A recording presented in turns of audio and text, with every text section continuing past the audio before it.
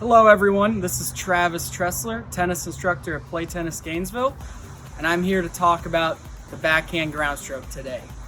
So when we're talking about a ground stroke, we're going to be hitting that ball from the baseline in the back part of the court, letting that ball bounce once, and taking a full swing at the ball. In regards to the backhands, there's two different ways to hit it. First one is a one-handed backhand, actually using one hand the whole time when we're hitting. Second way is a two-handed backhand, keeping our non-dominant hand on the racket all the way through that swing. Today, I want to focus on the one-handed backhands. In this video, I first want to talk about some of the advantages and disadvantages of the one-handed backhands. Then we'll talk about the grip we're going to use for this shot. Next, we will talk about the parameters or steps to the swing. And then finally, I'm going to show you some drills at home that you can do with yourself, your children, husband, wife, whoever's in your house right now. When we're talking about the advantages and disadvantages for the one-handed backhands, we are doing this in comparison to the two-handed backhands. So, when we're hitting the one-handed backhand, there's going to be four advantages that we have over using a two-handed backhand. First one is going to be reach. So when we have two hands on the racket, it limits our ability to really reach out and hit that ball. When we take that non-dominant hand, for me, my left hand, since I play right-handed, I can actually extend more out, get more reach on that backhand. The second advantage is along the same lines. Since we have more reach, we're actually going to be able to extend and drive through that ball more with our right hand. The third advantage that we have using a one-handed backhand is our ability to hit low balls. So when that ball's lower, it's actually going to be easier with the one-handed backhand to get our racket underneath the ball and hit with topspin. The final advantage that we have using the one-handed backhand is the ability to switch between a slice and topspin. So when we're using a one-handed backhand, there's going to be a slight difference with our grip between the slice and topspin shots, but that take back is going to be almost the exact same. So when we're using two hands, that take back is going to be very different when we're hitting that slice and topspin. Now that we've discussed some of the advantages, I'd like to discuss the disadvantages that you'll encounter with one-handed backhands. The first disadvantage is that it's going to be a little less stable than your two-handed backhands. Since we're taking that left hand, our non-dominant hand, off the racket, we're going to lose a little bit of stability in contact, and as a result, it's going to be a little bit harder to hit with more power. The second disadvantage is going to be on high balls. Same thing, since it's a little less stable, it's going to be very hard to hit with topspin when that ball is getting up to about shoulder level. A lot of the times with the one-handed backhand, you're going to have to slice those higher balls to make up for this lack of stability. Now that we've talked about some of the advantages and disadvantages to the one-handed backhand, I want to talk about the grip we're going to use hitting this shot. So, when we're in the ready position, we're going to be starting with an Eastern grip on the racket. So if you're looking at a racket here, my knuckle is going to line up with this bevel right in the middle here when I'm in my ready position. Since I'm hitting a one-handed backhand, instead of having both hands on the grip, that non-dominant hand, for me, my left hand, is going to be up on the throat here. When we're actually hitting the ball, we're going to slide that hand over up towards the top of the grip, the top of the racket here, and it's going to be on this bevel right here, lining up with the top of the racket. We call this the Eastern backhand grip.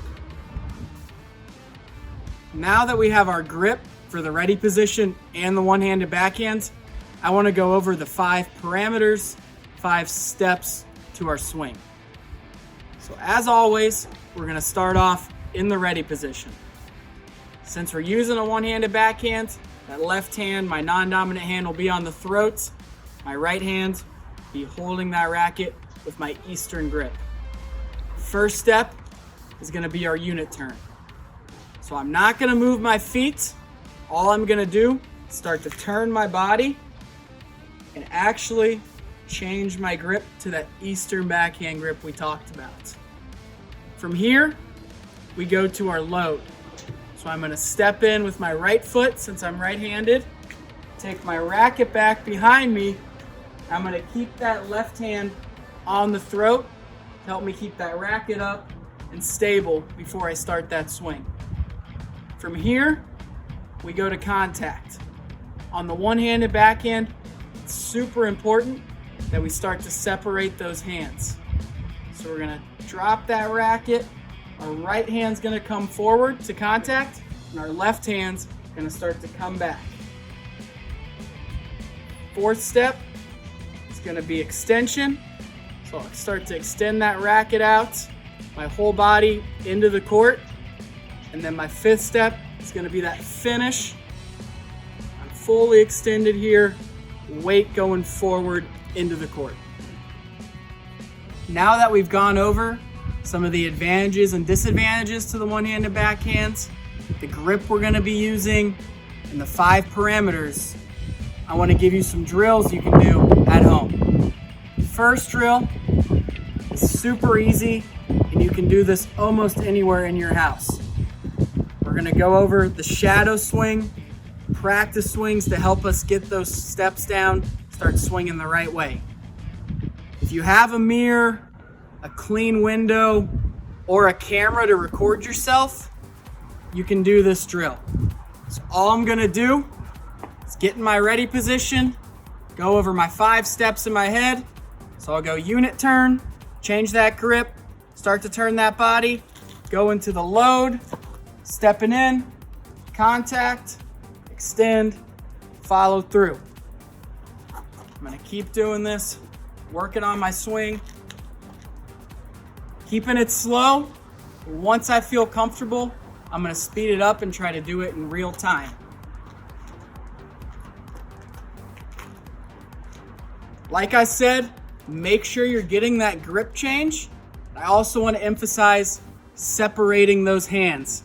So right hand going forward, left hand going back. We're separating those hands, squeezing those shoulder blades together at the end of the swing.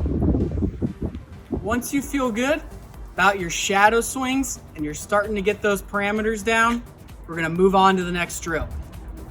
All this is going to require is preferably a low compression ball, orange ball, red ball. If not, you can use a regular tennis ball, but please be careful. Don't break any windows. Always want to be safe when we're doing this. When you have your tennis ball, low compression ball, whatever it is, only other thing you're going to need besides your racket is a wall of some sort. So I'm going to be using garage door today. It's going to be super easy. All I'm going to do is try to hit that ball into the wall and keep a rally going with myself. So I'll look a little something like this.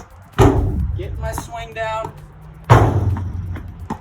separating my hands, working on my 5 parameters. Trying to keep that rally going as long as I can.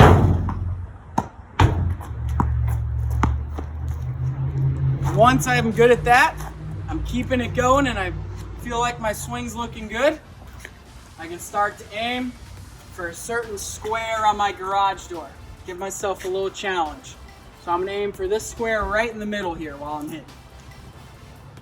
Really testing my focus. I'm going to move my feet, get in perfect position to hit that ball. There's 2, 3, 4.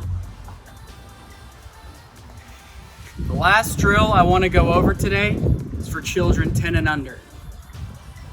This is good whether they're using a one-handed backhand or a two-handed backhand. Very simple drill. It's called walk the dog. So all they're going to do is set that ball on the ground. Going to use a backhand grip. So they're going to get their palm facing inward towards their leg. They're going to try to keep that ball on the ground, walking forward, keeping that ball on the strings there on the racket. This is a great drill. It's fun, easy to do. You don't need a lot of space. Most importantly, it's introducing them to that backhand grip for whatever shot they're using. In today's video, we talked about the one-handed backhands, our basic swing path, grip we're going to use, advantages and disadvantages, and also some drills you can do at home with yourself or with a child 10 and under if you have one at home.